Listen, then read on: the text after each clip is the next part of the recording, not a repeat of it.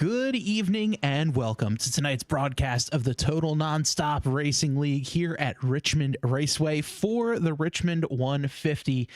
Joining me in the booth, as always, is Joe. I'm Bob.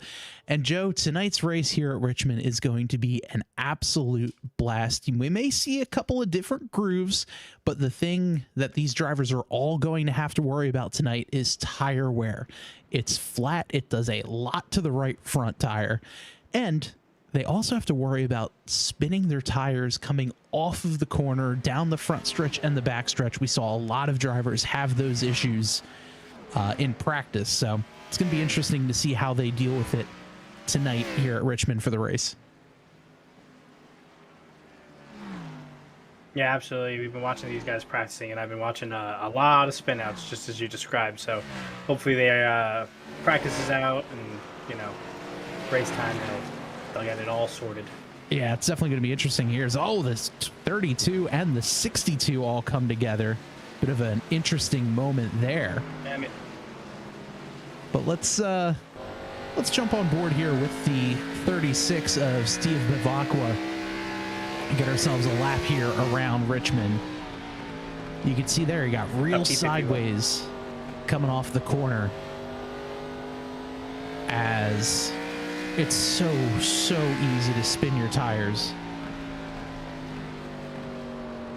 I'm going to keep those right sides right up by that dash line. That's going to put him up to P7.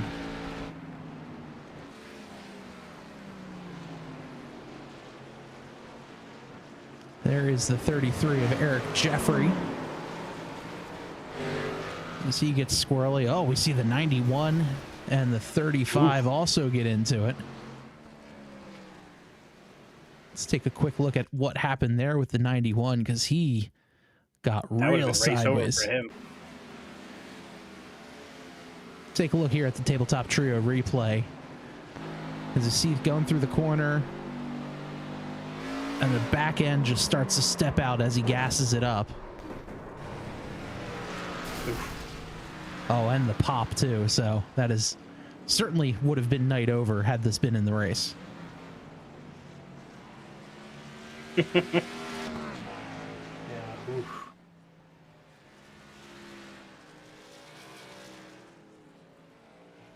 $19 cars. You weren't joking about that slide thing, huh?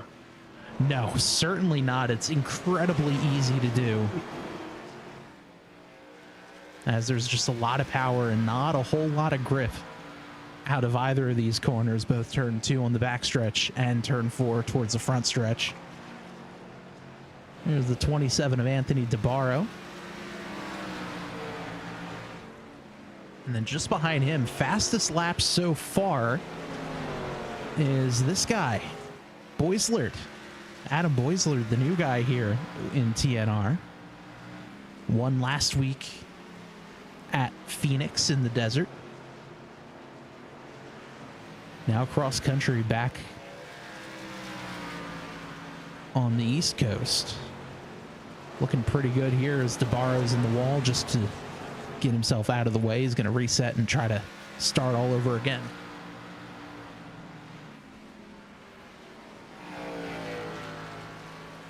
A lot of people having issues on that last turn.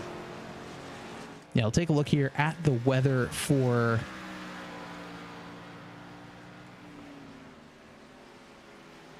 this one. If I could pull the weather up. There we go. So, track temp 76 degrees. Actually fairly cool, so not very slick. It's just a matter of cold tires, gassing it up a little too much, and the car is just sending you for a ride.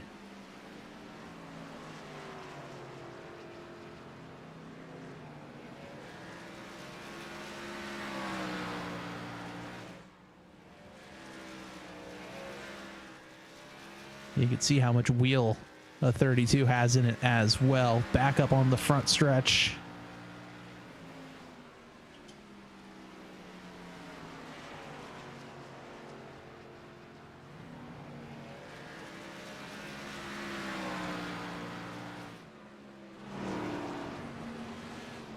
Wild how often that wheel is not straight. Yeah, he very well could have just some extra turn in it. You can adjust the steering offset in the garage to kind of help you save tires, where you may have the wheel cranked one way down the front stretch, and the car will be going straight, and it's a little easier to hold the wheel through the corner. But if you let go of the wheel, that car's definitely not driving in a straight line.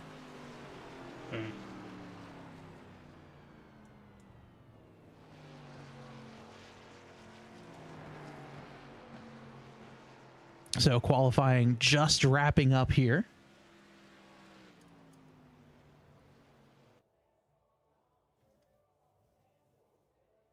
As just like that, the track falls silent.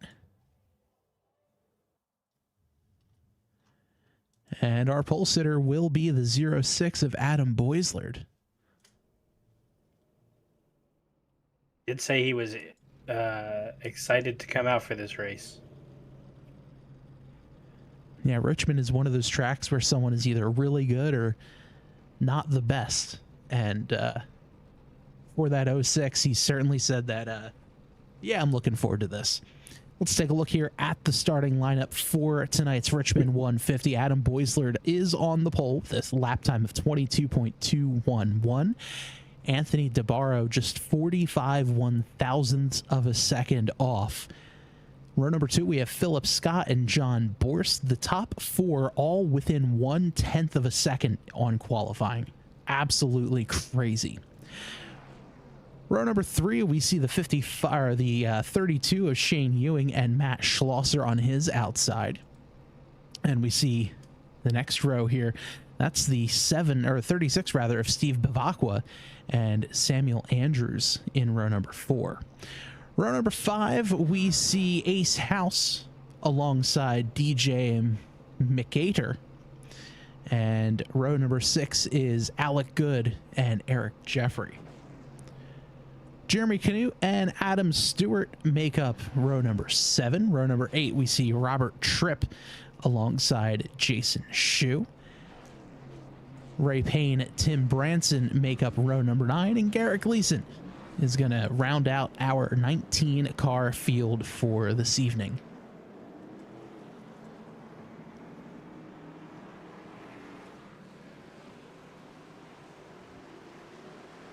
As always, if you're enjoying what you're seeing, please definitely appreciate liking the video, giving us a subscription. And new to YouTube, I'm pretty sure you can do it here on our channel. You can hype up our video. It's completely free. Just hit the hype button, and that tells YouTube, hey, you like what you're seeing, and it's going to publish our content to more people. So if you hit that hype button, definitely do appreciate it. You can also leave a comment on the video. Let us know who you're cheering for, where you're watching from, and who you think is going to get the win tonight.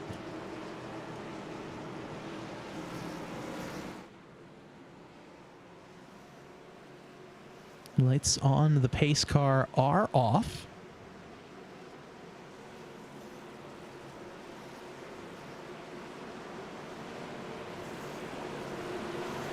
Field getting ready to go racing here tonight at Richmond. Pace car pulls off, field under the command of Adam Boislard. Green flags in the air. And we're rolling here at Richmond, 2x2x2. Looks like the 24 got a little bit of a slow start back, but here we are up at front, side-by-side battle for the lead through turn 1.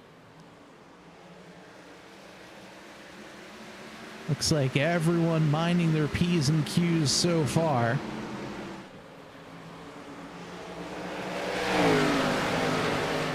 As leading lap number 1 will be Anthony DeBarro, as Boislard will slot back in P2.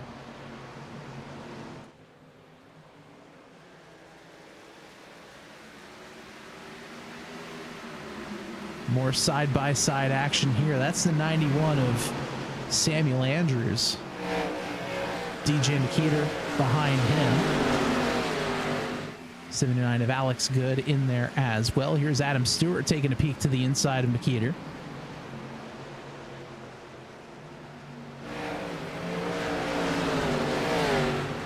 And oh, trouble! Oh. Stewart sideways out of turn 2.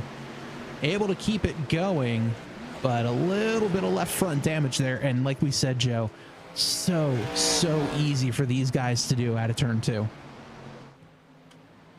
Yeah, I mean, I don't even think I would have gotten it qualifying. it's very easy to just, you get on the gas and it's so deceptive. I mean, let's jump on board here with the 27 of Anthony DeBarro. We'll jump in the driver's eye view. And here you really want to get on the gas, and it's so deceptive because you're like, oh, it's a straight line, it's fine. But that banking, if you get on the gas a little too much, you're still in the corner, you're still kind of turning the wheel. And as you're doing that, that's going to kick you around almost every single time.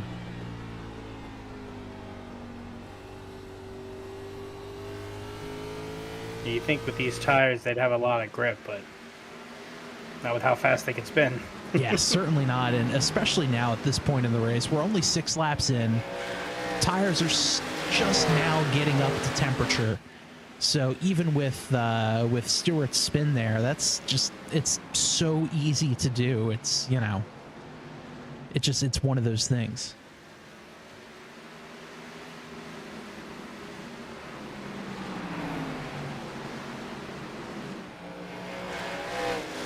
In the chat, we have rooting for DJ. Last name is actually pronounced, is it McAteer or McAteer?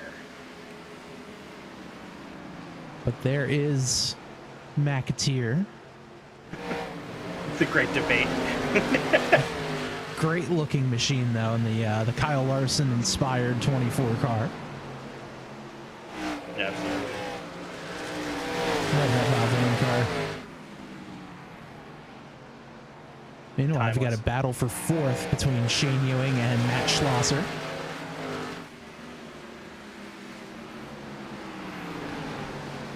Tier like beer. Tier like Got beer. it.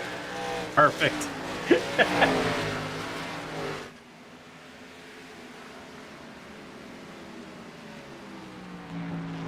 There is the 04, trying to put some pressure on Shane Ewing.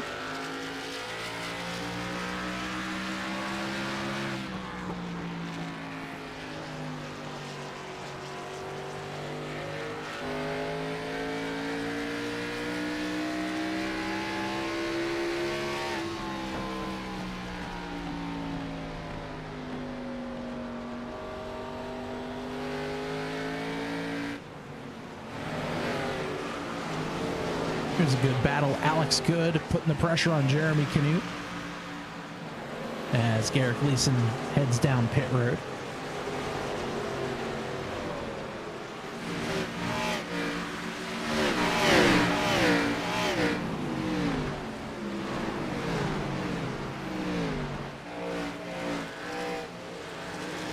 Little connection blink for the 87, and oh, got sideways at it too. Another instance of just things getting a little too hot and squirrely. Meanwhile, out front, 0.6 of a second separate DeBarro over Boisler.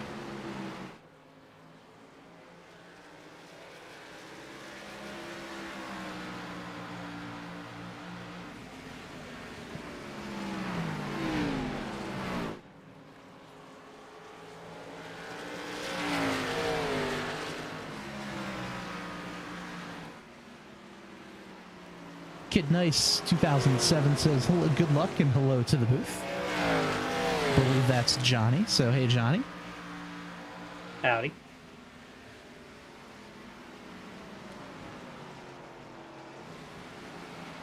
Battle now as the 04 Schlosser takes a look to the inside of Shane Ewing. They're side by side. And oh, the 04 blinks. A little bit of a connection issue there. Luckily, Ewing was heads up enough to stay wide and not just drive into the corners if he didn't really exist. Otherwise, that could have been disastrous. Yeah, those are always terrifying.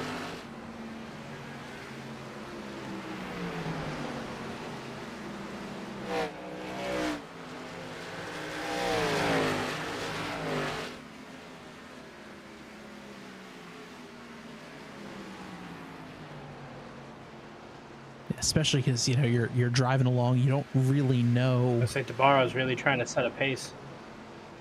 Yeah, he's jumped up now 4 more tenths of a second. as DeBarro now has a 1 second advantage over Boislard.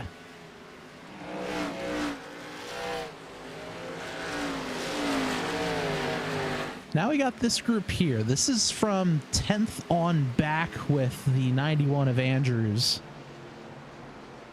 These guys are all within about half a second of one another.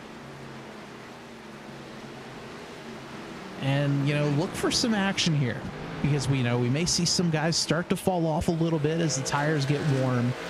200 laps here at Richmond.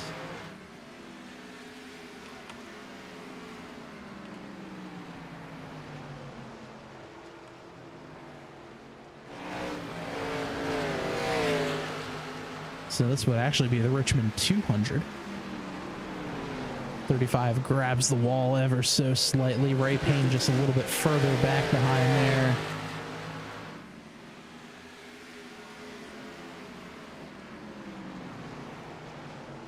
McAteer now, some pressure on him by everyone kind of. Yeah, I was gonna say it's a nice little grouping over there. It looks like everyone kind of settled into their tires. Yeah, and right now it's just kind of that waiting game. They know, okay, it's 200 laps.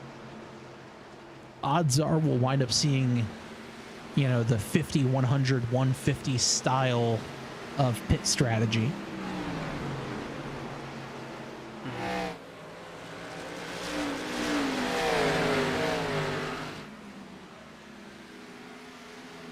I was going to ask about that. You think anybody's going to try to do anything crazy?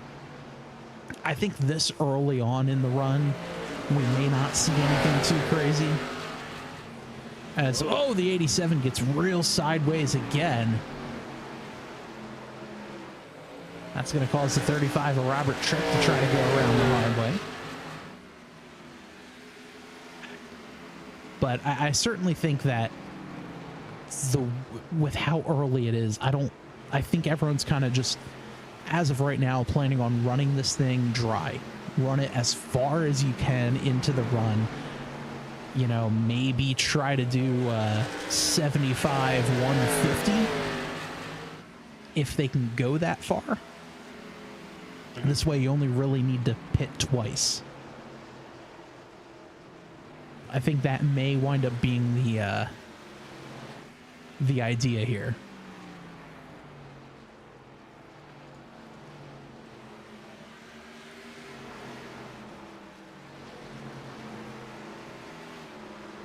As we see here, DeBarro starting to drive away from Boislard, just little bits, about a tenth, maybe a little less per lap.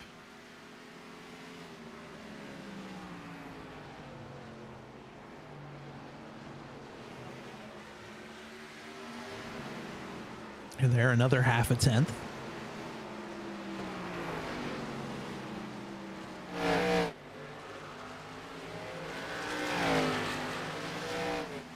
As we see there, everybody's best lap on the screen. Tired. Maybe DeBarro was tired of taking thirds. Yeah, I think he'd rather be interviewed a little bit later on in the broadcast.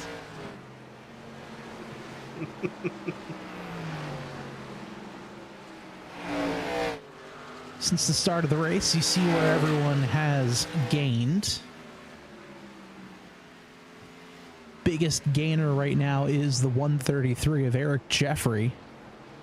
He's +4. Ace House +3. Oh, Schlosser looks like he may have had a connection issue. Disconnected? I was like, oh, he's running a great race, and then he just started dropping. Yeah, it looks like a bit of a connection problem.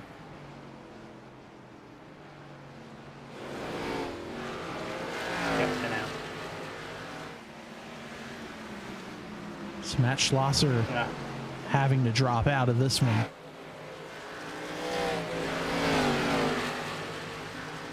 Very tough break, as we see here DeBarro already catching lap traffic 3 laps into this, or 30 laps into this race.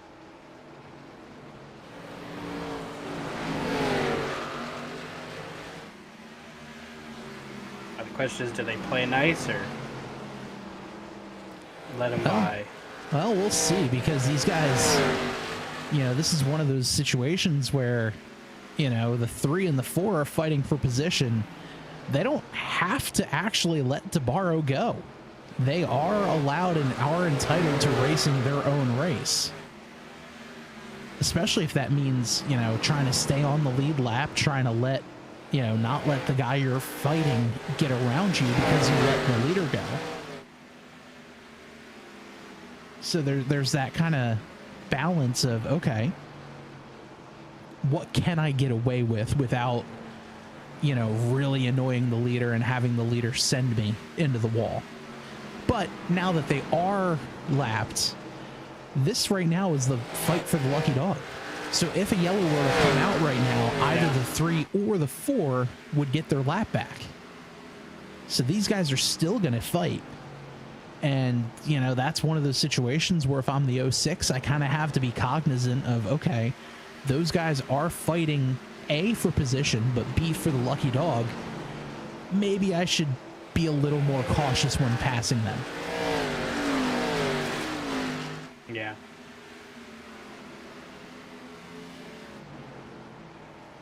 Another fight here, that's 62 and the 92.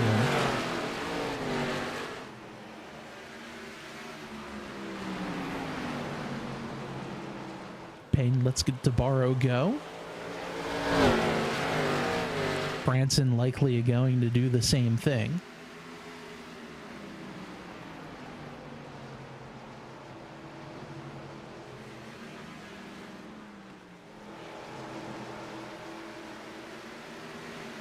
Payne snags the wall. A little bit further back, Adam Boislard in a bit of a rat's nest here.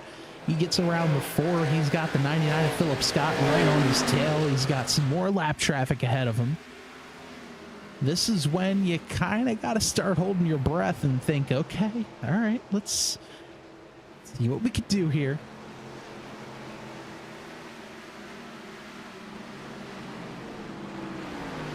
Hey, would you talk it over? Yeah. All right, guys, let's use our words. Let's hug it out, We'll hold hands while we pass. It's My word be is okay. my word is room. DeBarro is basically cleared. Yeah.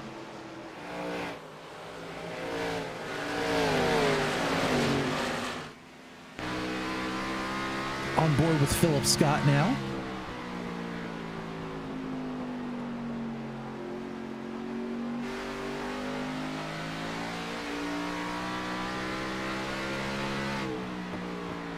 And now what the 99 is doing, just very easy. Listen to the throttle.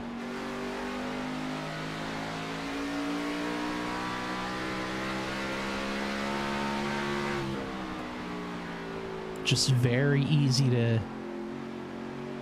get on the gas. You don't want to spin the rear tires up. Had to get out there because the 3 grabbed the wall.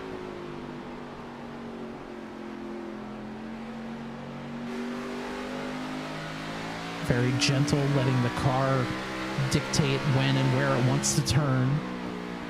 And that's kind of the goal. That's the goal. You want to let the car do what it wants to do. So you're not fighting it. You're not, wasting your tires or anything like that.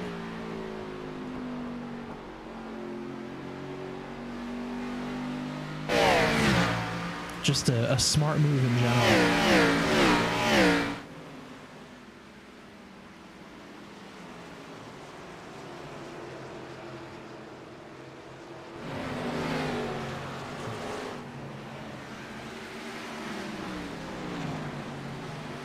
Boislard may have snagged the wall just coming out of the corner.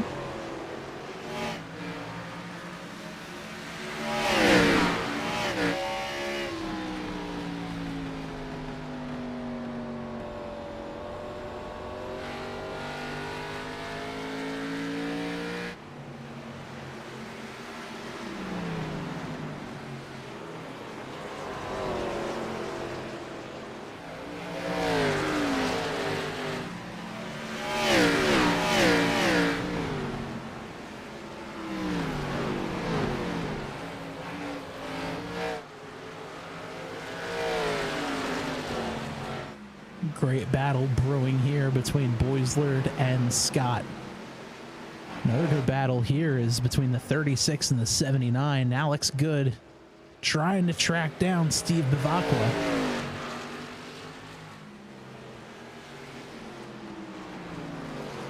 That Sim Gaming Expo. That's going to be coming up just before, or actually during Memorial Day weekend in Charlotte.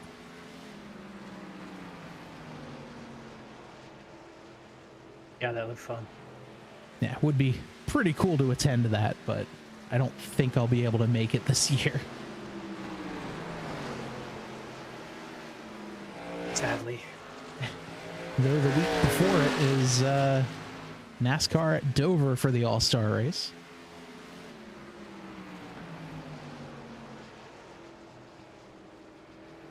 No All-Star race here at TNR.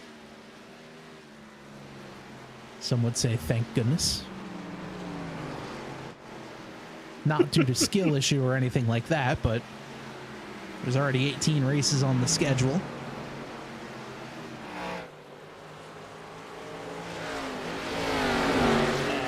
One more.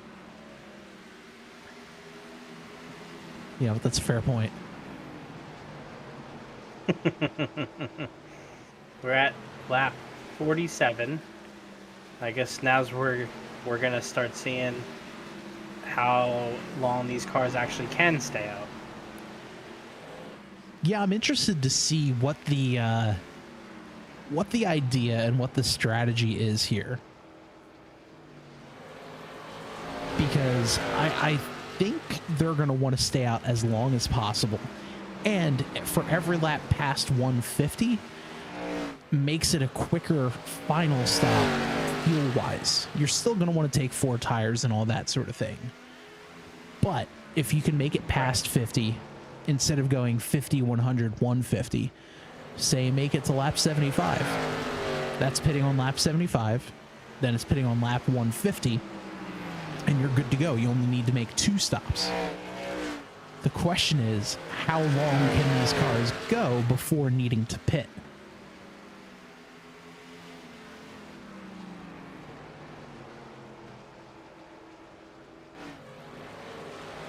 That's what the... yeah, that's going to be the big question here.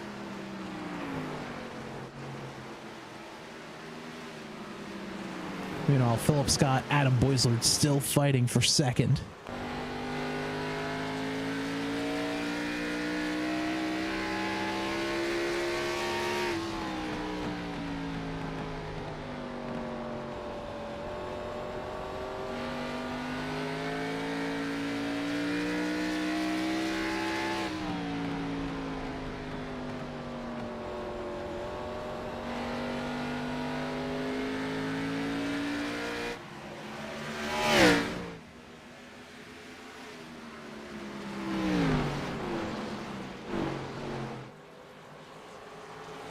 Meanwhile, a little bit further back, McAteer putting some pressure on Samuel Andrews. The battle for 11th as Jeremy Canute gets put a lap down.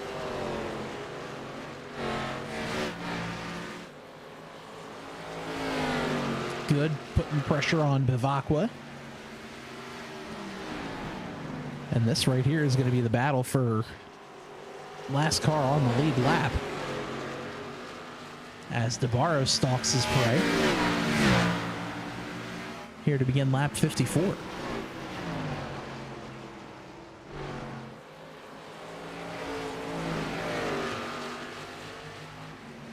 You know, as much as he said, I don't know about this track. I think it should be pretty okay. I think he's doing not too bad. Yeah, I think he's a little bit more than pretty okay at this point. As Andrews falls back a spot, McAteer gets around him.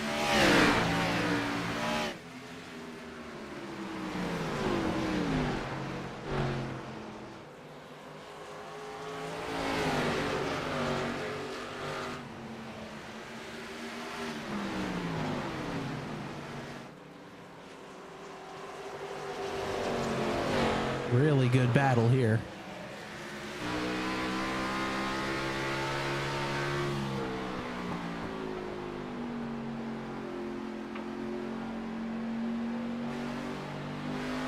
Great run out of the corner by Andrews. He's all over the back bumper of McAteer. McAteer closes. Battle for 11th is, the 91 had to lift.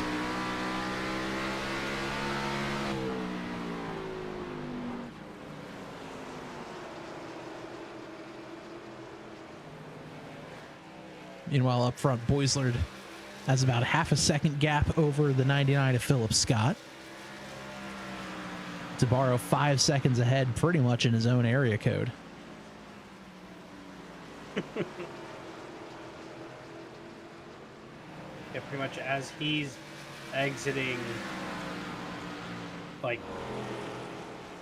a straightaway, Boislard is entering a straightaway.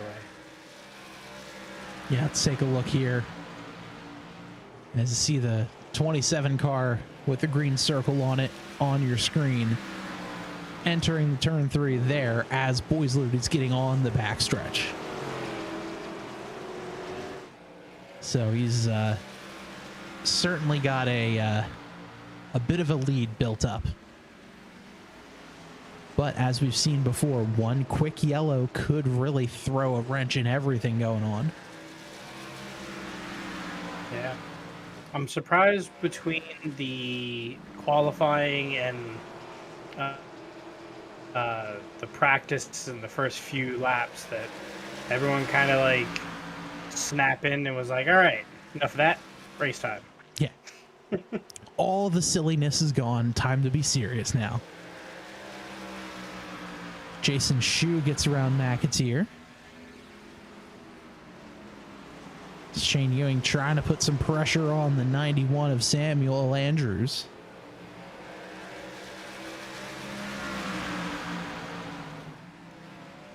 That's going to cause Andrews to fall back into the clutches of Tim Branson.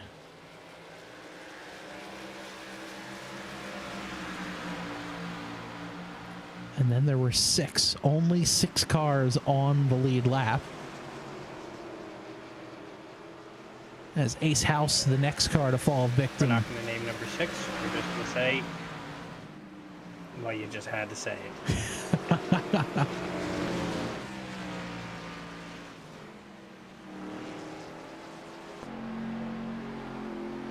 Does have a bit of space before DeBarro catches him.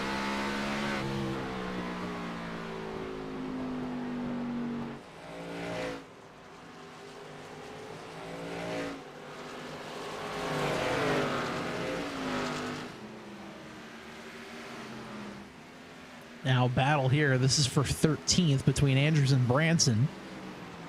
Andrews runs the high side. Branson down low. He's going to slide up the track close to making contact, but it's a drag race down the back straightaway.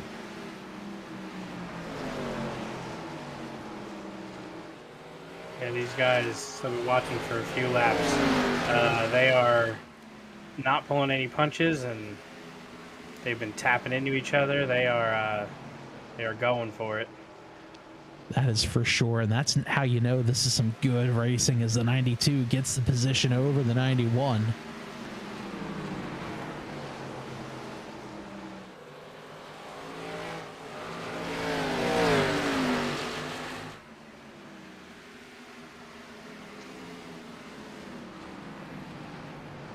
John Borst putting some pressure on the 91. Borst in 5th, so not a pass for position yet.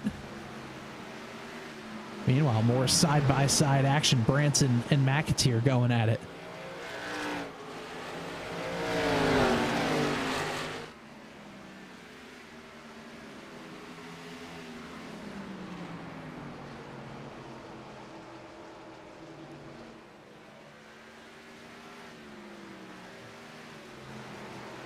As our first taker of the day, it's Philip Scott making his way down pit road.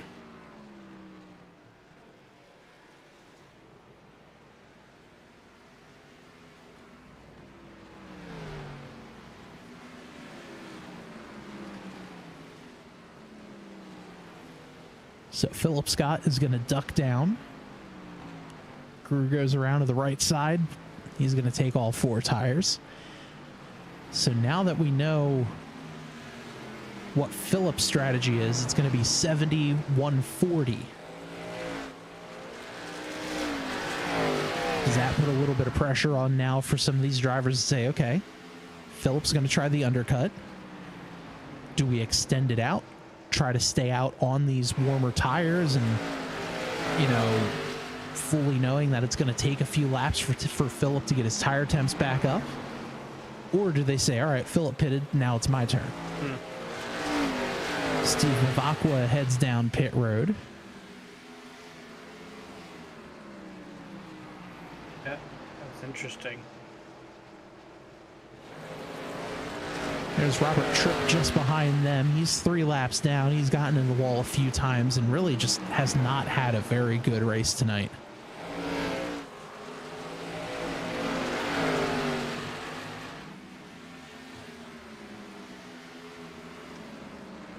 As Bivak was down and away. Side by side in front of the leader, there's Ace House to the inside of Adam Stewart.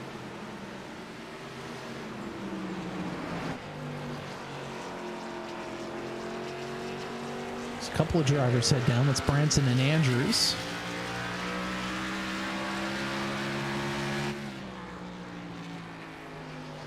Riding on board of the nose of Anthony DeBarro.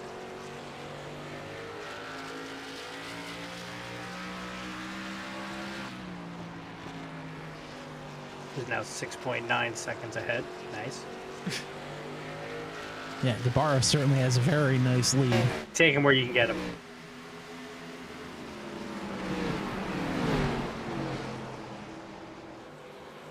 And now this battle between Ace House and McAteer. McAteer lets DeBarro go, as does House. So now, Joe, only the top 4 drivers still on the lead lap. As we've hit lap 75. So, Joe, I think this 75-150 idea may be coming to fruition. Yeah, I'm shocked that Scott pitted a little early. Usually, he's pretty good at the fuel saving game. Yeah, I wonder if that's a matter of, strategy, kind of like you had asked earlier, like, is anyone going to try to do anything crazy? Because Philip pitted back on lap 67. We'll round that to 70. That means he's going to have a final 60-lap sprint to the finish. Whereas these drivers, the later they go, the less of a sprint they're going to have at the end. So I wonder if Philip is saying, all right, I'm going to short pit early, then go as long as I can. And then this way, that'll give him the leeway if he wants to try to cover with the rest of the leaders. He can pit later and almost try to leapfrog them then.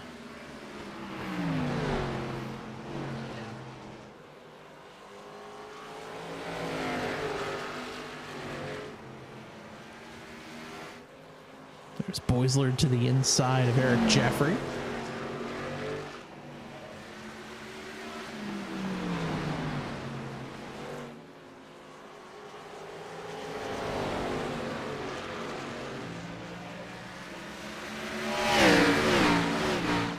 As we're now 80 laps into this one.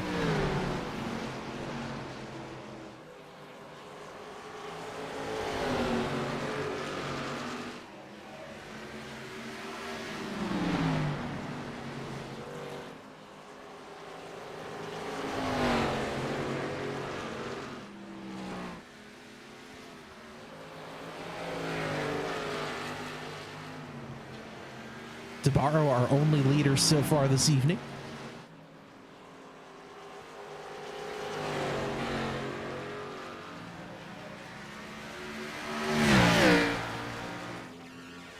Yeah, Wild, he jumped out pretty early and then hasn't had to look back. Yeah, slowly but surely built the lead pretty much every single lap.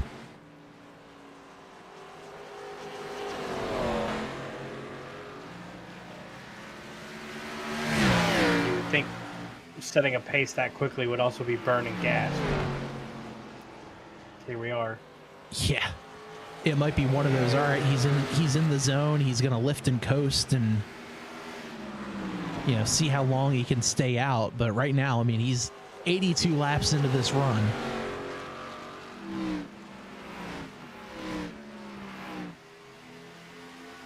I mean, does he try to hit the magic 100? I don't think that's possible. Yeah, I don't know, because he's even said, he's like, all right, fuel saving,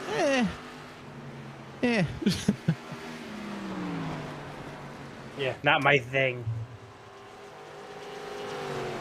But I feel like when you have the we pace can only that call him Debarro a does, liar so many times. right? And I feel like too the pace that Debarro has, it's just incredible. Yeah, His pain I mean, he could basically comes take off a a pit lap road. off and still be fine. Yeah, I wonder if they decided to penalize the 27 and give him a 1 lap disadvantage, could he still come back and win at a track like this?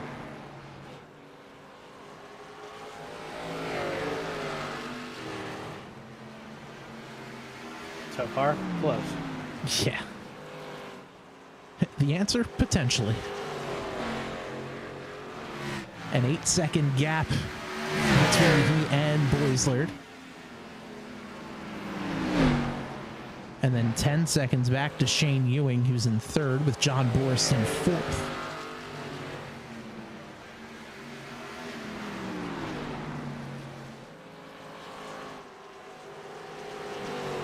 So far, leaders all staying out. Top 5 have yet to pit. Only Philip Scott in the top 10 has pit. He's in 6th.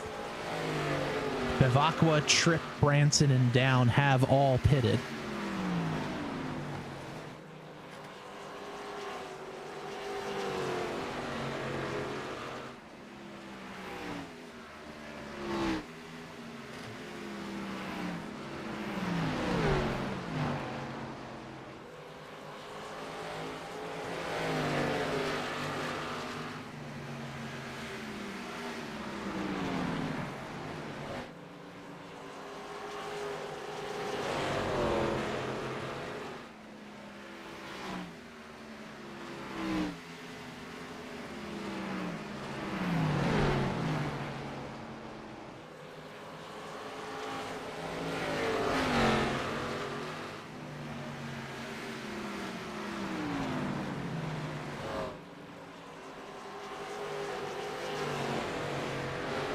There you see when everyone last pit.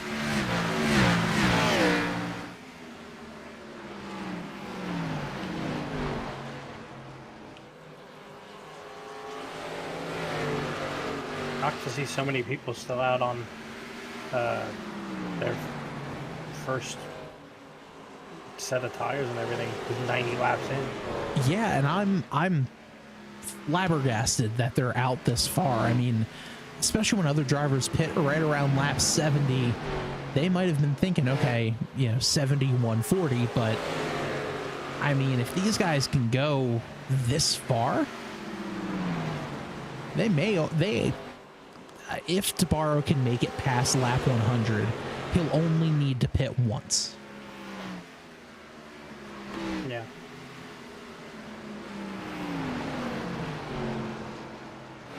So that fuel strategy is going to be real interesting as Debarro puts Borst a lap down, leading only the top 3 on the lead lap. I wonder how much he's babying that throttle. I'm sure at this point it's very difficult. As Eric Jeffrey, who's fallen back a few laps now, he's trying to get around Robert Tripp. He does.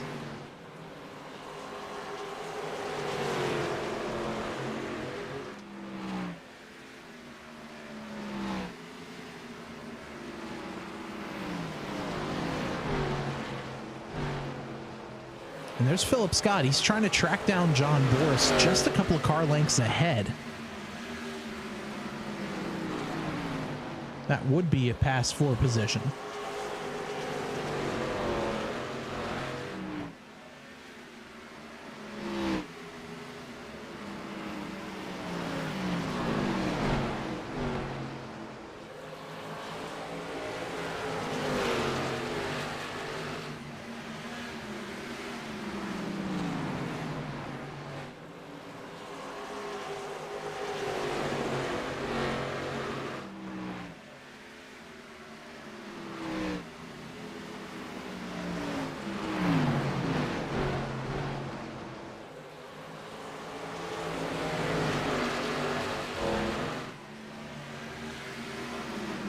So Philip Scott gets around Borst.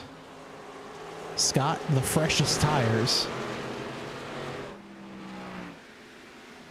And I mean, even right there, that's Philip pitted on lap 67. These are 30 lap fresher tires than DeBarro. And right there, you can kind of see Philip's last lap was a 23.4. DeBarro's last lap was a 24.4. So Philip is a second a lap faster than DeBarro. When DeBarro does pit, Philip Scott should be the leader. Actually, he absolutely will be the leader because he is the only driver who has pit inside the top 10. Yeah, you would assume is the only one that has gas.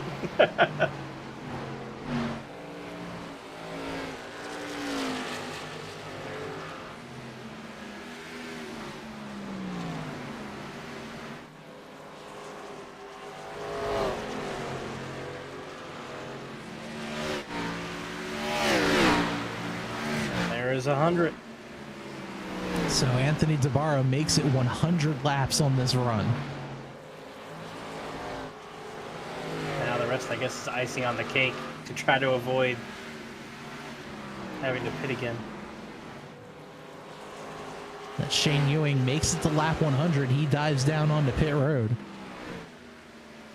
So Ewing, the first taker of this round of pit stops. Made it. Thanks. Woohoo. He says, all right, one and only pit stop. Let's go. Yeah. I was only sweating the last 15 laps. It's fine. Yeah. Only trying to fight the car, making it turn, and getting real frustrated with it as Ace House dives onto pit road now, too.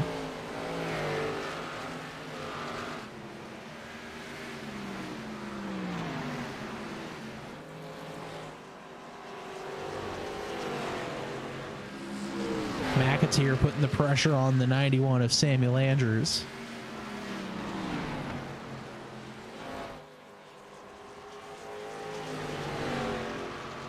Ace House in his pit box.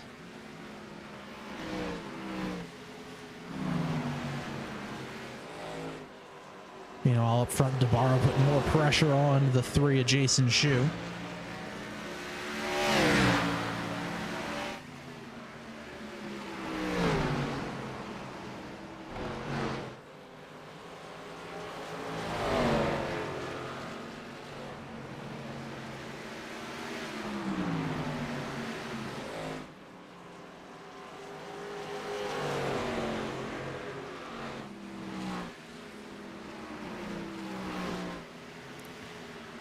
So let's see here. Anthony DeBarro, his last lap.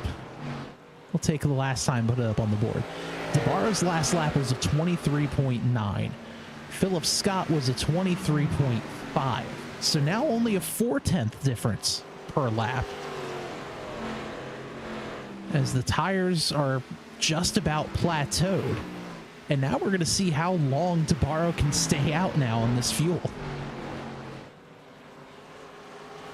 Or what's left of it. Maybe the fumes of fuel? Yeah. The essence of fuel, if you will? The fumes, hopes, and prayers of a crew chief crying in a corner.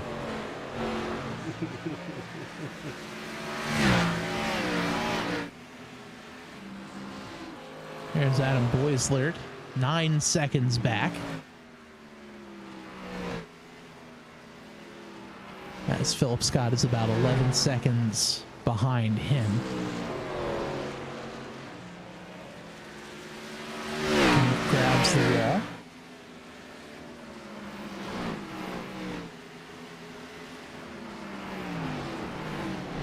There is Anthony DeBarro, your leader. Led every lap so far.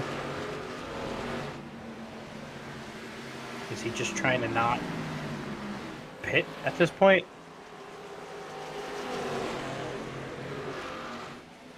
Curious to see what his strategy is. Like at this point, and Boisler is right behind him. Who needs pitting?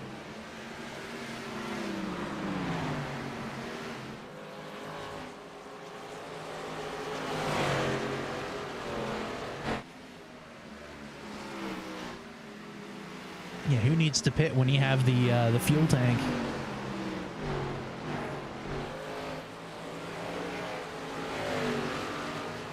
I said it before, and I'll say it again. We need to test that car for drugs.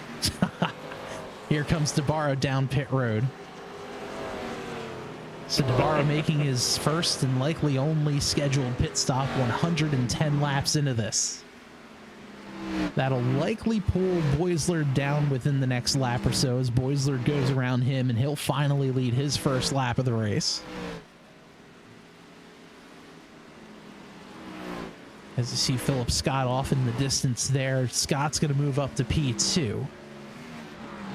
And let's see if DeBarro pitting is going to bring Boisler in. No, not yet.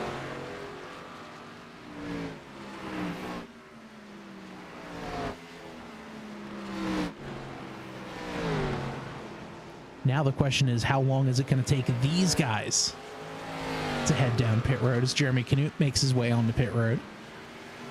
DeBarro is out and back on track. Now here comes Boisler onto pit road. So that's going to relinquish the lead over to Philip Scott. Scott is not going to have to pit. And, Joe, if you think about it, the leader's now pitting on lap 113, so they can do 113 laps. Philip Scott pit on lap 67. Yeah, I was trying to do that math. It ain't mathing.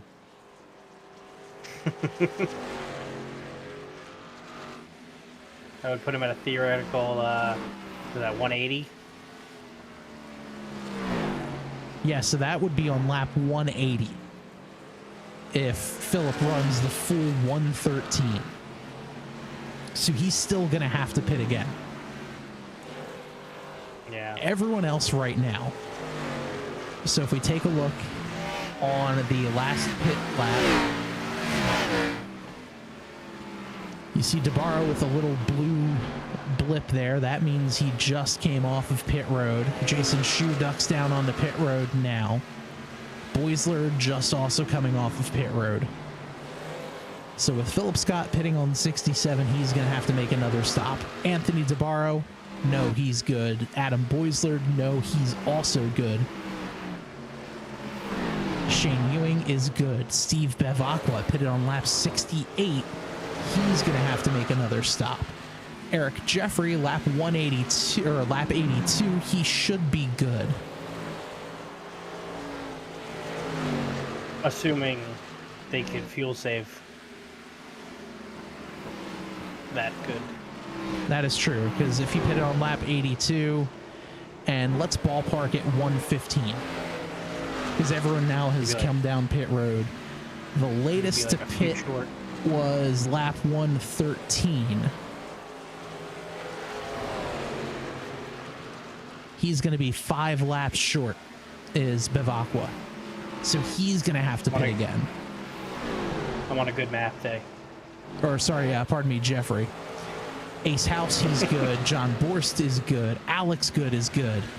Tim Branson will have to pit. Robert Tripp will have to pit, and we can throw all those numbers out of the window. What happened? Because Jason we have a yellow on the track. Jason Shu with an issue. Let's see what happened.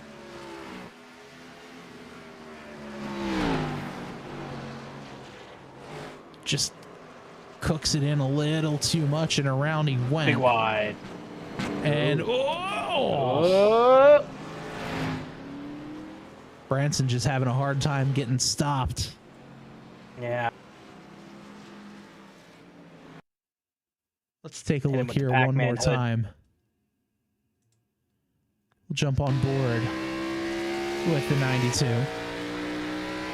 So you can see in the distance there, the 3 goes around. You can't really see him. Still probably can't see him until right there. And Now, oh boy. yeah, I mean, brakes only work so hard. Yeah, especially if you can't see the other driver. Yeah. Certainly difficult, as Philip Scott is going to get his final pit stop of the day. Anthony DeBarro comes into pit too. Interesting. And he's going to take tires. Do you think he didn't take all 4? I believe he know, did. But he know may just want to, he just may want to be at, you know, because Same if you as- think about it here, if you look at it like this, Philip Scott just came down to pit. He's got full tank of fuel, fresh tires. If DeBarro didn't come down and match, DeBarro will have older tires, granted only a couple of laps. But DeBarro would still have had older tires. So he would have been at quite a bit of a disadvantage at the end of the run, even if it was a couple of laps here and there. Yeah, that is true. So I think that was a smart move by DeBarro to come down, get fresh tires, fill up with fuel, know for a fact, yes, I can make it in multiple overtimes and anything like that.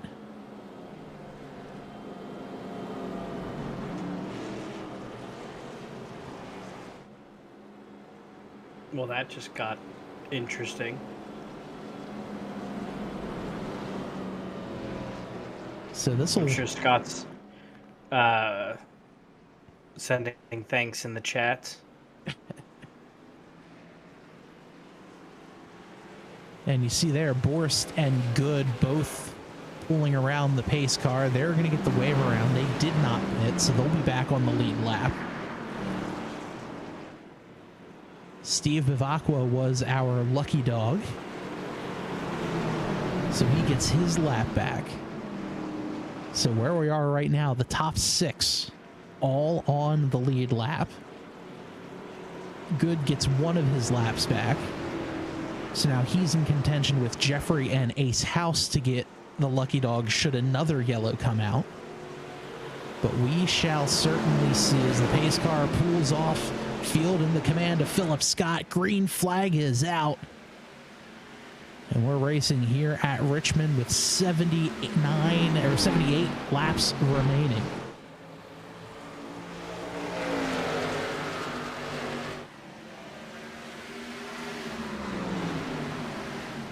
DeBarro to the inside. Here comes Boisler up towards the top.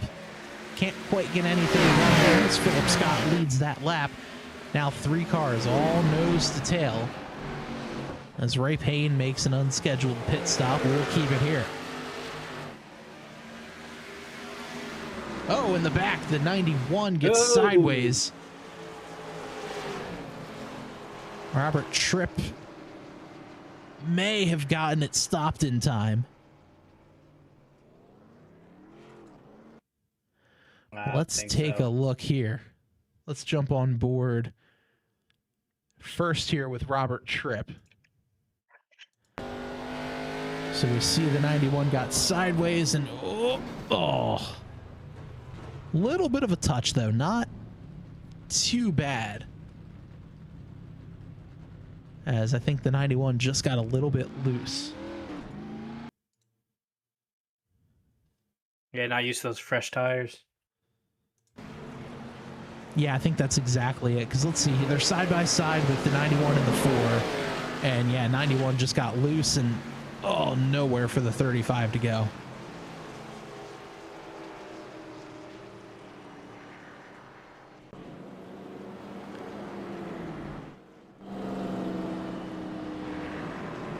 So I think the biggest winner there is this guy, the 86 of John Borst. He took the wave around, so he got back on the lead lap, and now he has the freshest tires out of everyone that's on the lead lap. Granted, again, only by a couple of laps, but those couple of laps could be the difference, like towards the end of this race. Yeah, absolutely.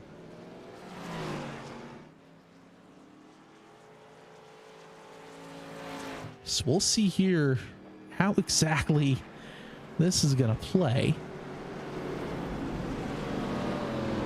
as I believe Eric Jeffrey was our free pass recipient.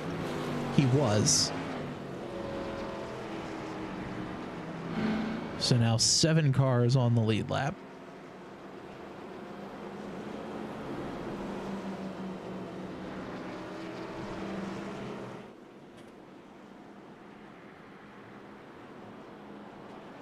So Philip Scott, your leader, Anthony DeBarro in second, Adam Boislard in third, Shane Ewing fourth, Steve Bevacqua fifth.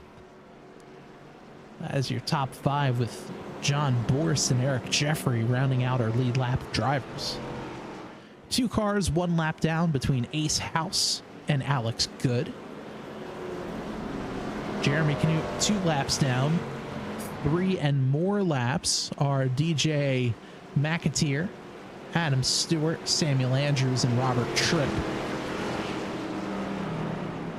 Ray Payne 7 laps down, and everyone else out of contention.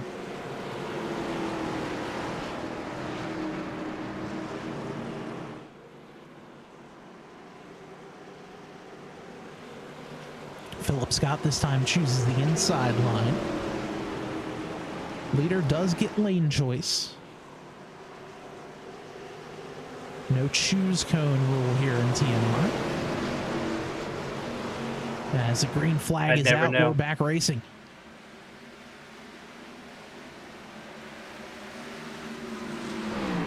Scott goes up to cover. He's going to go out wide. That's going to open the door for DeBarro down to the inside. He can't quite make it run there, as Scott is going to block into turn 3.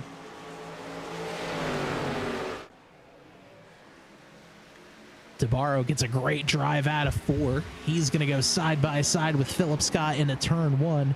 We'll move DeBarro up for now. Can Philip Scott hold tight on the top side? No, he can't. He may try a bit of a crossover there, but DeBarro says, no, you're staying to my outside. Now Boislard says, hey, I want in. And this is the best case scenario for DeBarro. He's going to see those 2 guys fighting for position. And DeBarro says, all right, peace out.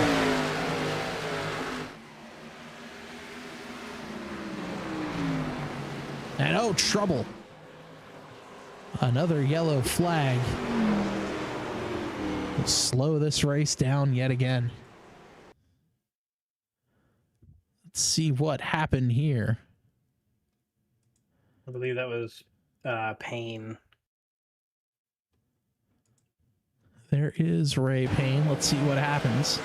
Oh, yep. Exactly like we saw there. Nice 360, kept going.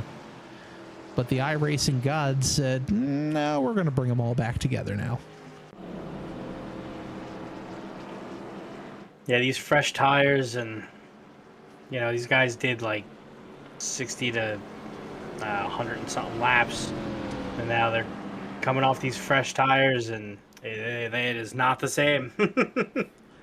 Yeah, and that's the thing. I mean, you know, you've done all those laps. You're expecting the way, you know, you're expecting the car to feel one way.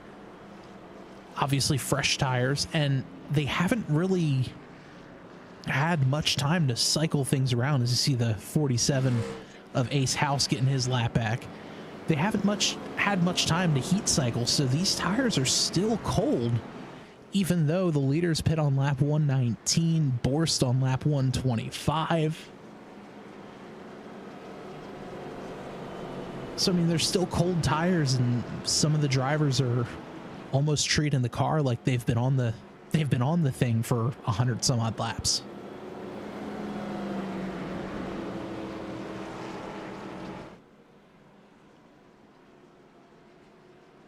So probably looking at 2 more laps until we go back green.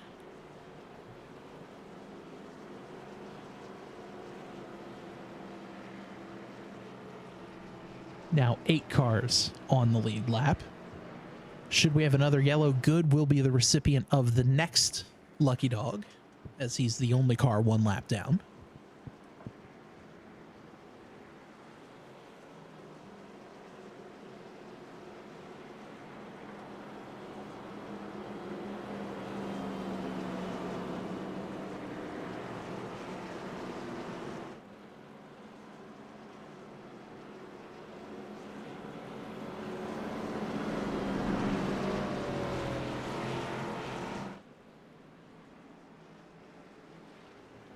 So the lights on the pace car are off.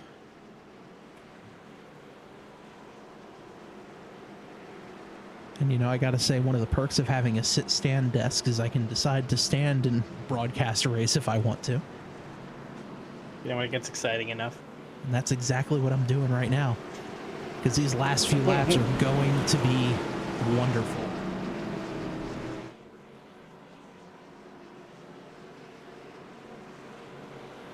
Field now in the command of Anthony DeBarro. Pace car getting ready to pull off.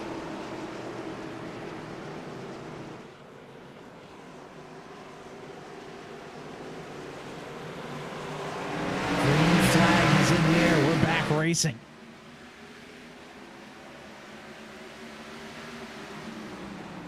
"65 laps to go here at Richmond." Philip Scott takes the high line. He's going to try to get a run down the back straightaway.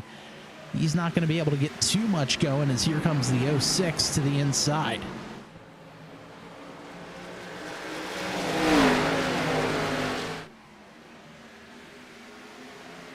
Side by side for second, Boislard and Scott. Boislard to the inside, Philip Scott on the outside. Scott going to fall back in line, and that's going to open the door for Shane Ewing to pull in. Shane Ewing, our sponsor for tonight's race.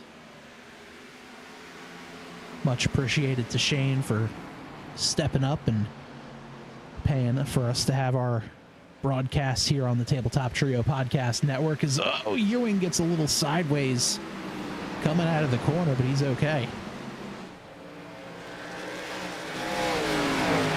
He was having lots of issues during the practice, but seems to have really come into it during the race. As we saw there again, coming out of 4, he got real sideways, and he's heated up his tires something crazy. So the car is definitely not going to be driving very happily.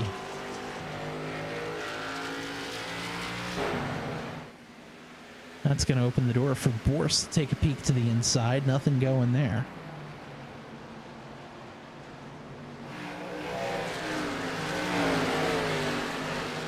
Still 71 degrees of air temp, 76 degrees track temp. Track is heated up a little bit, but with it being a night race, it's going to be plenty of grip. Not that you could tell from all the cautions. No, certainly not. Just imagine, it could be worse. That is true.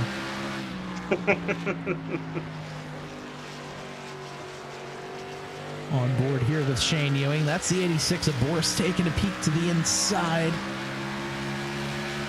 Supra on Supra Racing.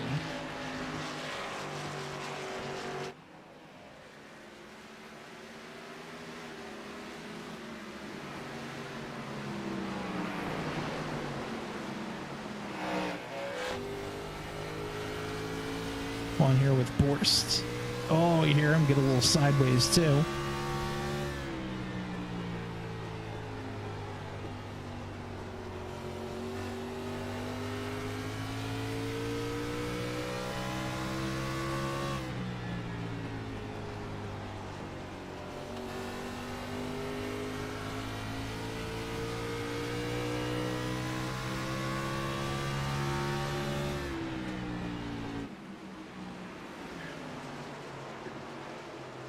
It sounds so simple until you're in there.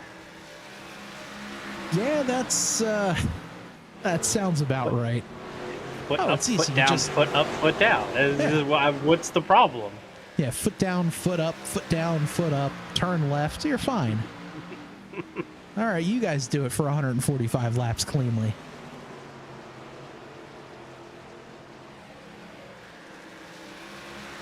This is the best battle out on the racetrack right now. Less than 0.2 of a second separate these two. As Borst tries to take a peek up top, can't quite get it done.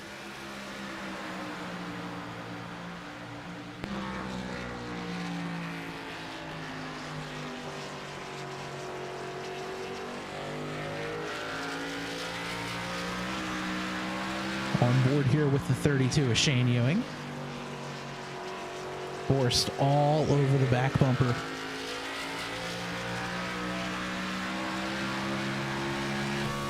Don't look now, but it looks like Navarro has driven away yet again. Yeah, Navarro now 1.3 seconds over Boislard.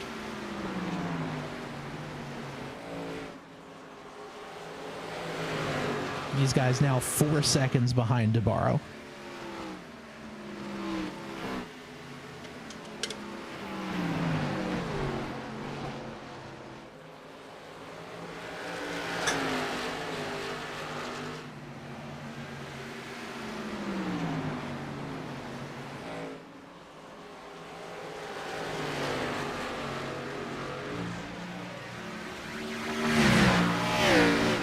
Coming up on 50 laps remaining here at Richmond. These two drivers fighting has brought Steve Vivacqua and Eric Jeffrey into the mix.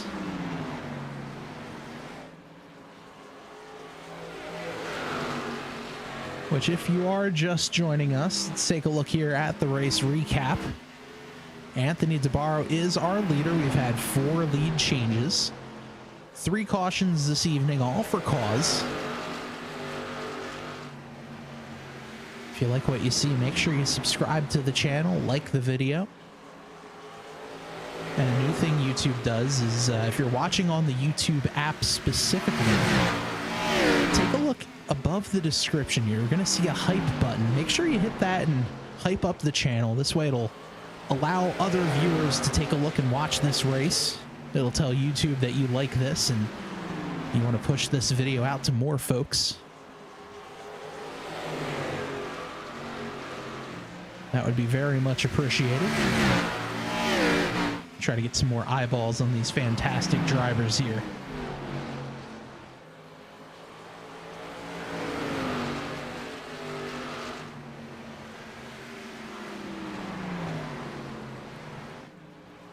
Borst all over the back bumper of Shane Ewing.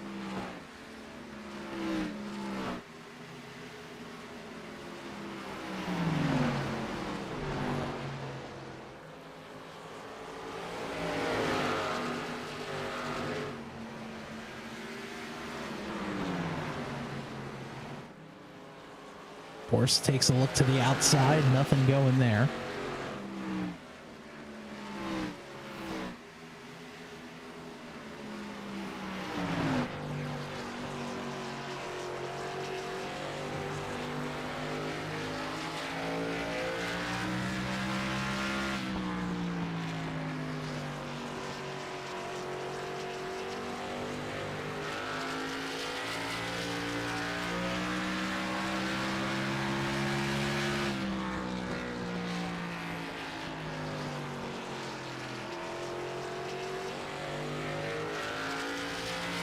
Another good battle just behind these two. There's the 36 and the 133 of Steve Vivacqua and Eric Jeffrey.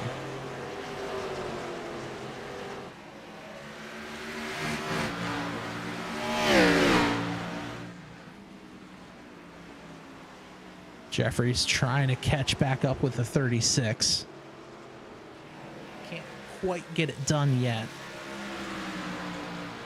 Let's hear the battle for 6th.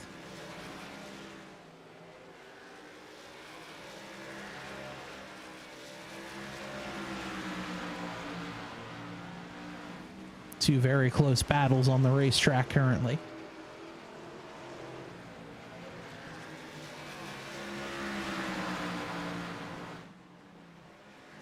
"44 laps remaining, now 43 here in the Richmond 200 presented by Shane Ewing.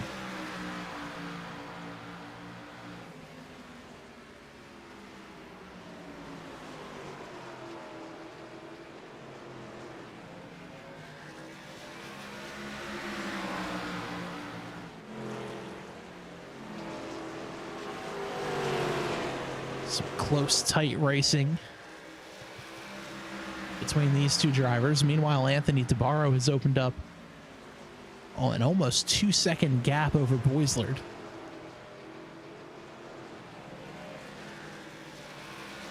Top 4 drivers all have the same amount of laps on their tires. Borst 6-lap fresher tires than the 32. Yeah, I wonder how much that's going to play a role here. I certainly think it's going to towards the end of this run. Right now, the tires are about the same. The 32 is going to fall off about 6 laps earlier than the 86. But that fall off may only be marginal. Is kind of my thought process here as they get around the 91 of Samuel Andrews.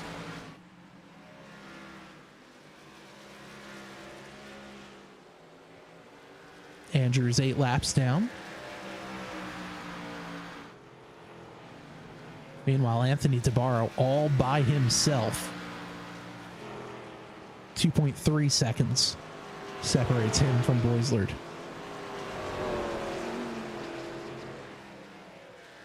Boislard 0.8 of a second ahead of Philip Scott.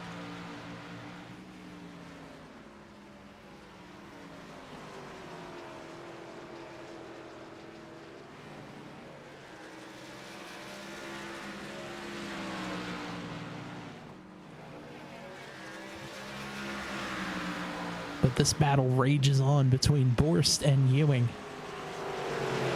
This has been a fun one to watch.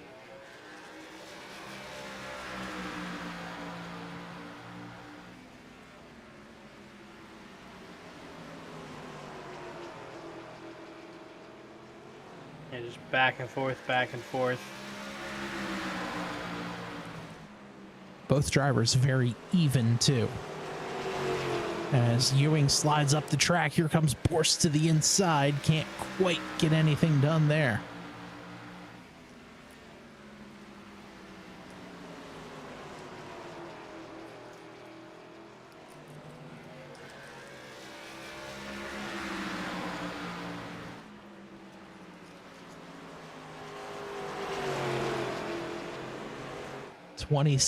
Two-tenths of a second difference separates these two drivers.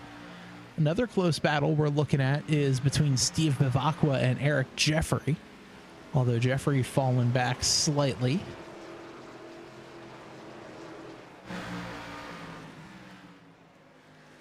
Times like these, I wish we had picture-in-picture.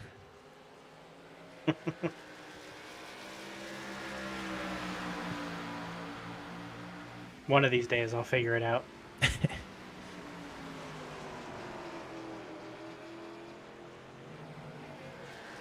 I was going to say, I do have an idea of how that could work, but we could talk off air.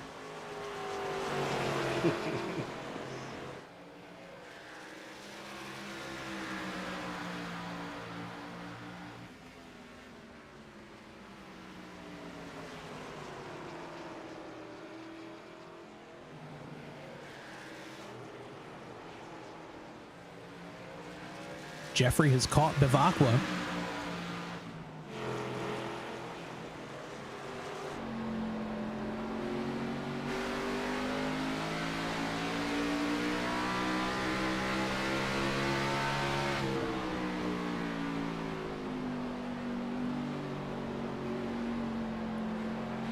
Bivacqua, the Peeps car in Peep season. Oh, so it is.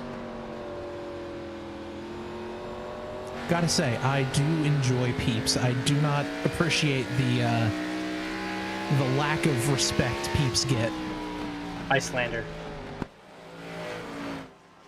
I love me some Peeps. Give me that marshmallow and sugar. Whoa! Big slide for both drivers. Yeah. Listen, I'm only here for the microwave, Peep. Those things do... they get large. As Jeffrey makes a big move around the 36 of Bivacqua. Kids, if you're watching, whole pack of Peeps, microwave. Send it. Just don't tell your parents. Yeah, it was the cat's fault. Yes. So now Jeffrey's gotten around Bivacqua. Borst and Ewing still fighting. This time, though, about 0.4 of a second separate those two.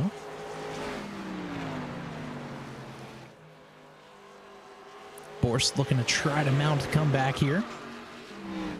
His 28 laps remain here in Richmond.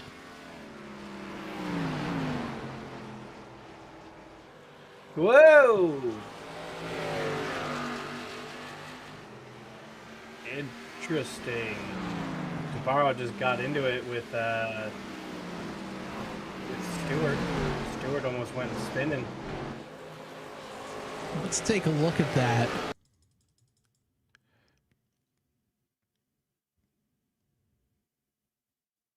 That was almost really not good. Let's take a look here as the 27 takes a look to the inside of the 4, and oh, looked like the 4 got loose just in front of DeBarro. Let's take another look there.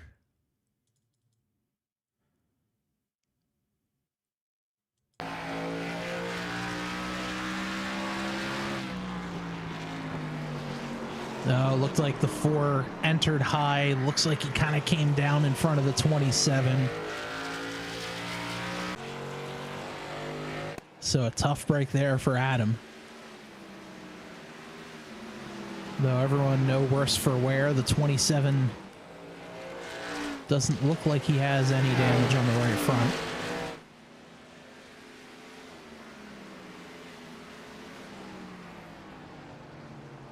So it looks like everyone should be okay. That could have gone way worse. That could have changed everything.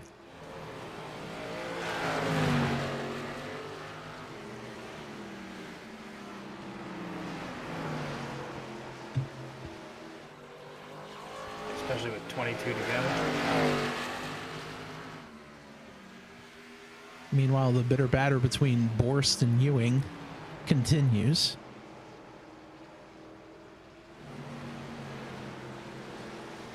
Borst trying to put some pressure on Ewing. Ewing does have a lap car in front of him in McAteer.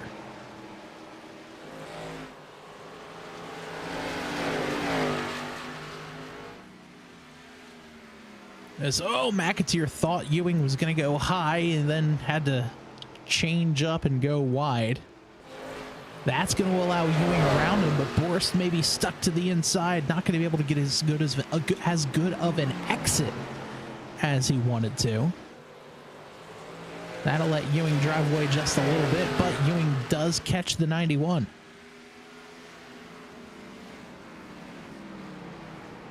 $21 to go.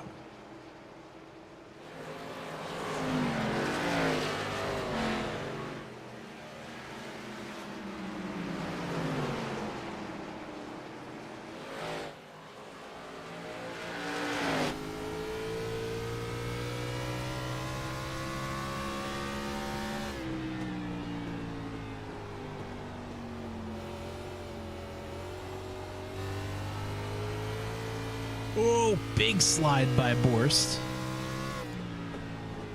It's never a comfortable feeling when you're having to turn the car and steer it towards the wall you're driving into. Yeah, no, never a fun realization.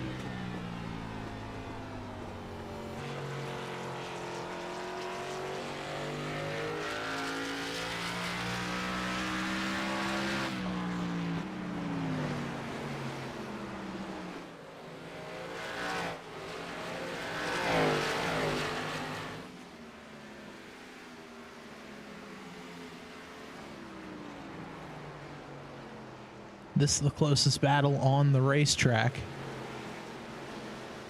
However, Philip Scott is starting to close in on Boislard. There is the gap between the 06 and the 99. Boislard gets around Ace House. House will be the lucky dog recipient should we get a yellow. But if I'm Anthony DeVaro, I am saying, please don't. Yeah, I've been doing great. How about we don't do that? And just for visual purposes, he's got about 3/4 of the backstretch lead over the 06, does DeBarro. If you're looking for where your favorite driver is on track, you'll be able to find their number here.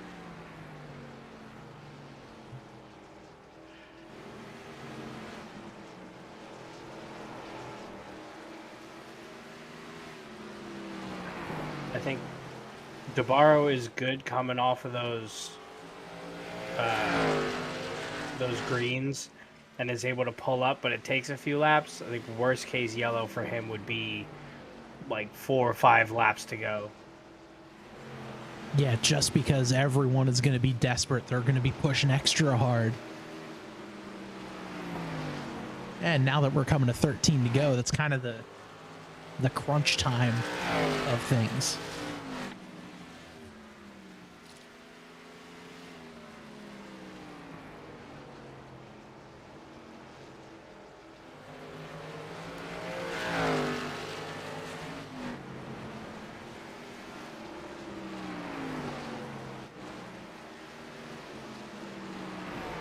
Gap opened up to Philip Scott by about 1.4 seconds. And then Shane Ewing is driven away from John Boris. He's now opened up about 1.5 seconds between those two.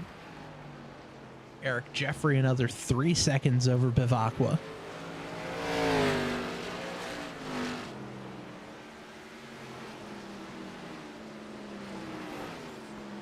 There's Ace House. Haven't talked too much about him tonight. Currently in 8th, 1 lap down.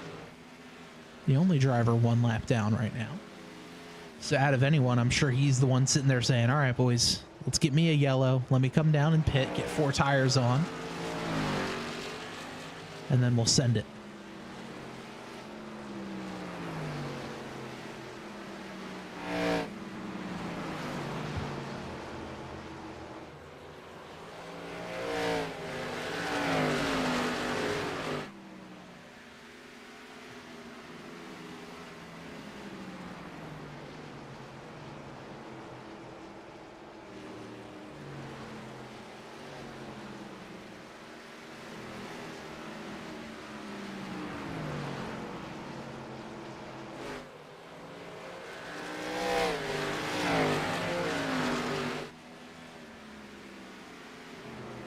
Meanwhile, Anthony DeBarro on cruise control. 4.5 seconds is the lead.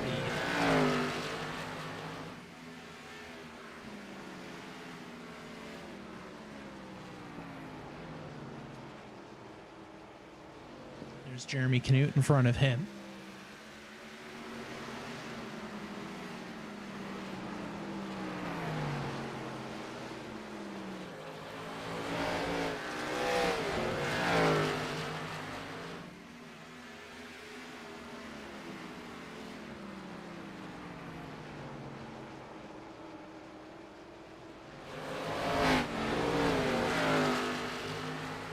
And I mean, what can we say about Anthony DeBarro that we haven't said already?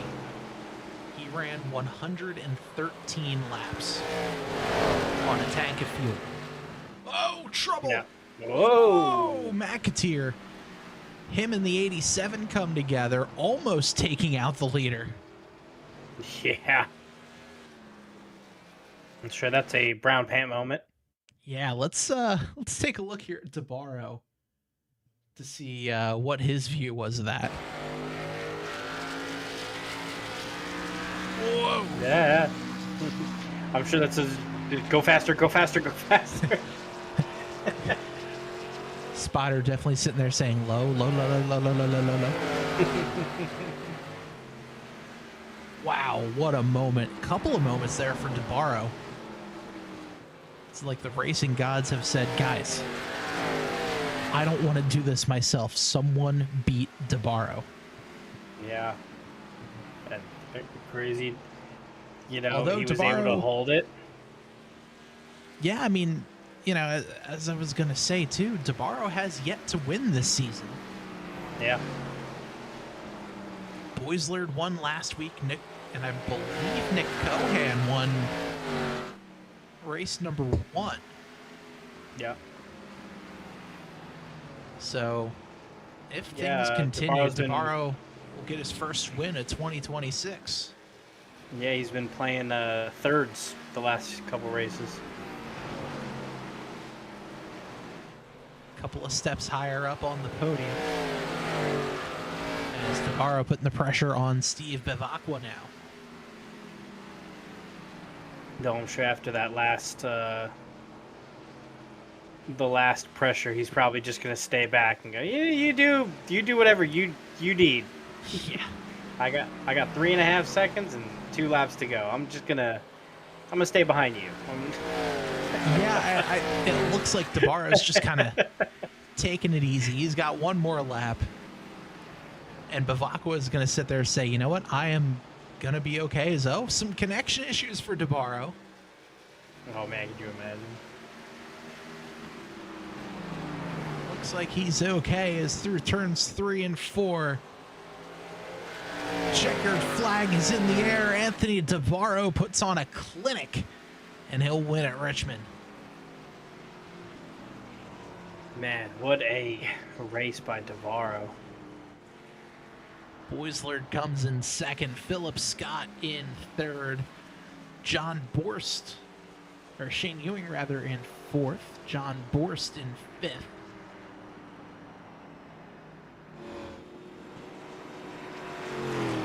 Wow, what a finish. What a race.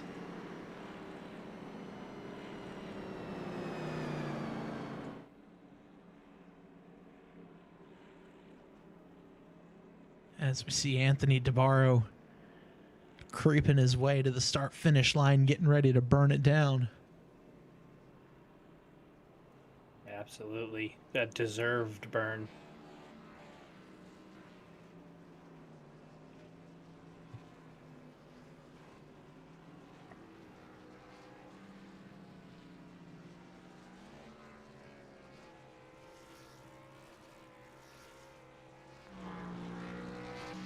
So Anthony Navarro gets the win.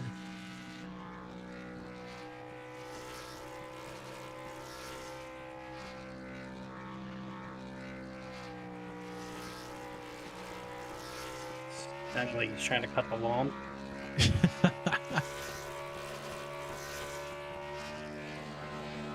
Massive burnout.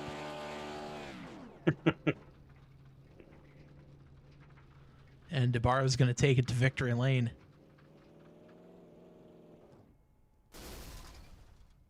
And he pops the engine for good measure. I was gonna say maybe not all the way to victory lane.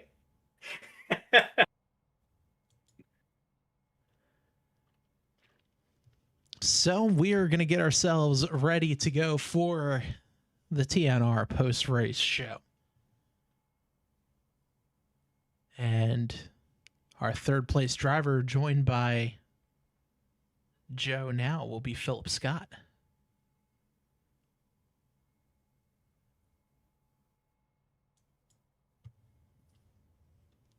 Hey, Philip, congratulations on the podium finish. 200 laps, several cautions, lots of strategy. Kind of walk us through what your plan was tonight. Yeah, it was really loose on corner exit especially, and took forever for the tires to get up to temp 2. But obviously long run it tightened up on corner entry, but it still was, you still had to really feather the throttle on exit, and so that made it kind of dicey. But honestly, it was like we had a couple cautions in the middle of the race, but like honestly, was really impressed with the whole field. Everybody from the back to the front like kept it clean for like really long periods of time. And I was when I just couldn't gain anything on Adam, and so I tried to do like how they kind of split. Sometimes there's a big split in strategies nowadays in real life at Richmond, and so I just kind of tried to do that, and it was actually working really well. I don't know if I would have beaten Navarro, but I think I would have gotten P2 by quite a bit if I had if it had gone green the rest of the way and I was able to go through with my 2-step. But yeah, it was a lot of fun. We were talking about that in the booth. We were trying to figure out what the plan was. you pitted a little early. We were kind of assuming in the booth everyone was going to aim for around where you were, and then DeBarro goes out there and does 113 laps. As we were like, all right, maybe it's not 75. Yeah, surprisingly, so that last stint, I lost I wore my tires a bit more just because I was really trying to keep up with Adam instead of kind of running my own race. Um, but the first stint, I was like, my tires really weren't that bad actually, but I felt like they were gonna fall off because the lap times were falling off pretty bad, and so I was like, might as well go for it and see what happens because I had like 8 seconds back to Shane, so I knew that I would eventually get back up there. Um, so yeah, it was fun. Absolutely. And now, does this give you kind of momentum heading into next week at Auto Club Speedway? Oh yeah, I'm still riding off of getting second at Daytona because I'm usually terrible there. So, um, yeah, Auto Club though is another track that's a lot of fun, and draft's gonna come in big there.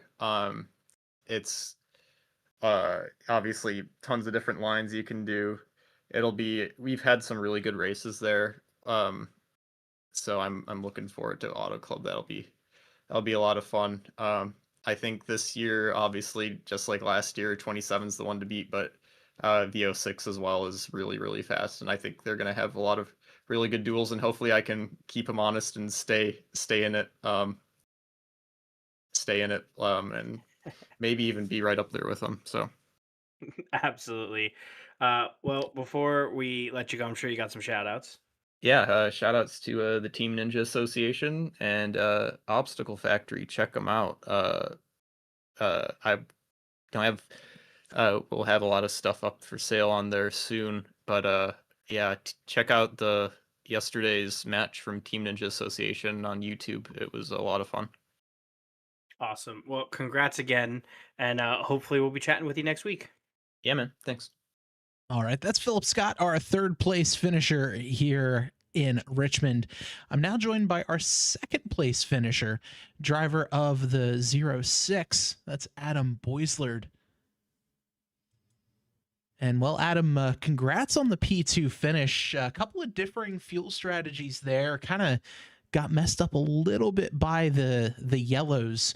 But was your strategy just to kind of one stop it and say, hey, let's see what we could do?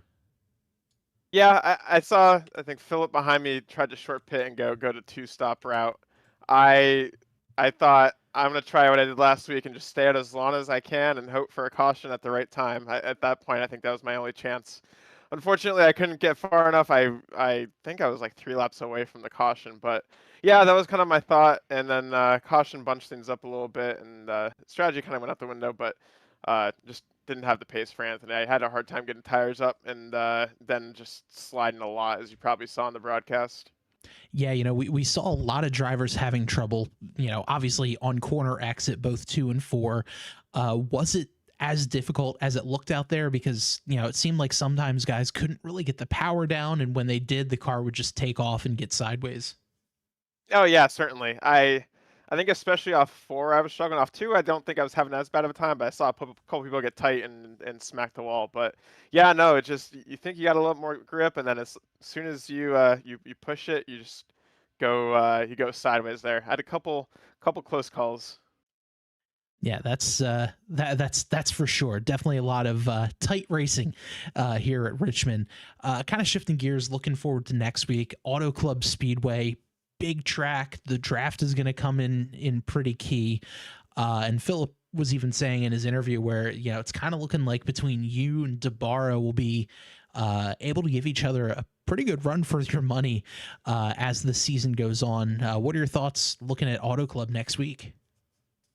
I'm certainly looking forward to it. It's a fun track. I think it's going to be a lot more tightly packed with the draft and with the multiple grooves. So I think it'll be a fun one for sure.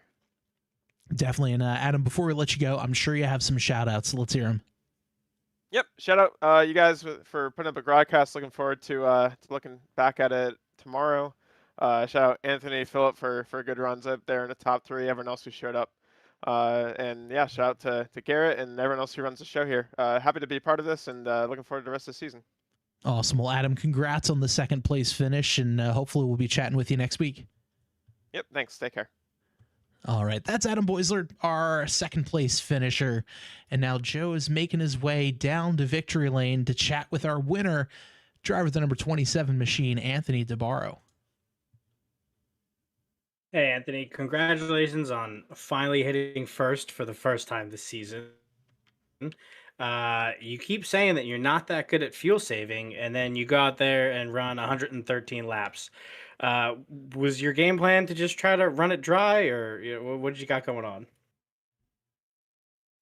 Yeah, when I had that, like, I was able to pad that much of a lead, I just kind of just said I didn't want to get trapped by a caution, so I absolutely stretched it as far as I could. I think I had like 0.5 lap left, and when I pitted, and then obviously I couldn't have made it to the 3-4 laps to make it to the caution anyway, so it kind of worked out. I was gonna stay out, and then I saw how many sets of tires we had in the pits, and I said, you know what, I'm like, I don't want Philip having 4 laps on me on tires, because that's a big advantage here, especially with the drive off and how loose it was under throttle. So I just got even on the tires, and we were lucky to get the lead back and just kind of get in the clean air and just keep pacing the race. And overall, it was a great race. I mean, it's my favorite track, and I think it's my best track as well too. And I just the way the corners flow and the way you got to use the brake and the throttle to get the thing to rotate. It really suits my style. Yeah, that is the time shows. There were several cautions out there tonight that kind of changed how a lot of people kind of played the last legs of the race here. How did you kind of stay locked in for each of those restarts, and how clenched were you during? I think there was about 6 laps left where you almost got wrecked. Oh, yeah, I kind of when I came off pit road, I knew Philip was on a 2-stopper, and he actually worked out for him because he caught the caution. But I knew if it went green, I was kind of like I was looking behind. I had like almost 10-second lead, and I was just like, man, I'm really gonna take care of my tires here and just kind of ride, this final 80 laps, just kind of cruise. And then the caution just changed everything, and I had to get back in the mindset of just, okay, you gotta get everything you get. And then yeah, I was kind of trying to be patient with the lappers, and I don't know if Adam didn't see me there or what happened in the turn 3. And then the 2 lappers got together. I swore I was gonna get right reared, and I just had a feeling something was gonna happen. And kudos to him for that save. I mean, that was an awesome save to the grass there, and it could have very been easily been a yellow there. Yeah, absolutely. And how much constant confidence does it give you going into next week with this dominant victory? We'll see how the car drives for Auto Club. It's going to be multiple lanes, and it's not one of my best tracks. I think it'll be put on a really great show. I'm thinking, because I just was talking about the multiple lanes, especially whatever they changed a couple builds ago. You could run up against the wall in like both corners. You could run the bottom. It's pretty. You could run the middle. You could run high to low. There's so many options to drive the car there. So I think ultimately for you guys, going to put on a really good show, and hopefully it's not a snooze fest like tonight. One driver stinking up the show. Never. It's always fun up in the booth. Before we let you go, I'm sure you got some shout outs. Yeah, thank you guys. Thanks, Bob. Thanks, Garrett, for putting this whole deal together for us to come have fun on Monday night. And I said I was going to keep getting third, but I think I had to step it up 2 places and finally get a win this year. But hopefully we keep the momentum going, and we'll talk to you guys next week. Absolutely. Well, congratulations. And yeah, hopefully we'll be chatting with you next week. All right, that's Anthony DeBarro, our winner here tonight at Richmond. And Joe, let's take a look here at the final results for tonight's Richmond 200 here at Richmond Raceway. This was a ton of fun. Anthony DeBarro gets the win over Adam Boisler. Philip Scott comes home in third. Fourth place is going to be Shane Ewing with John Borst in fifth. Eric Jeffrey comes home sixth. Steve Bivacqua comes home in seventh. and the last car on the lead lap. Ace House finishes 8th, Alex Good in 9th, Jeremy Canute 10th, Adam Stewart 11th, Robert Tripp 12th, DJ McAteer comes home 13th after that wild save with just a couple of laps to go. Ray Payne 14th, Samuel Andrews 15th, Jason Shue 16th, Tim Branson 17th, Matt Schlosser 18th, and Garrett Gleason rounds out the 19-car field for this evening.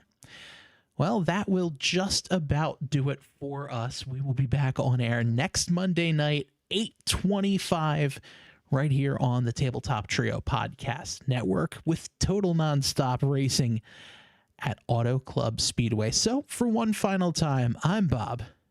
I'm Joe. And this has been the Total Nonstop Racing League at Richmond. Have a great night.